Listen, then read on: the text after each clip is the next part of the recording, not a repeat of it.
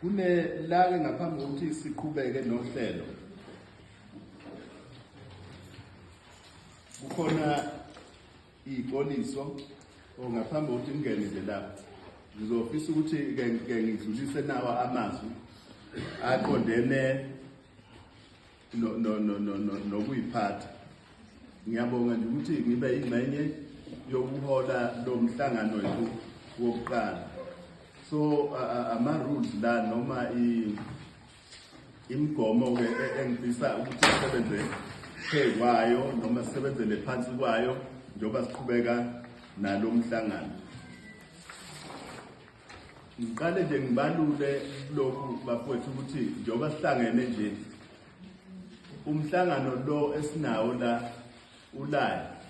Mawulive futhi noma useThekwini uma ethi qhafa onyaka uyabona ukuthi kwenzekani njengamanje. Njengoba ngikhuluma nje uyangizwa. Uma ngibhoxa umuntu uzongizwa. Ngisho ukuthi ke bafowethu uma ngabe yonke into ezobe siyenza la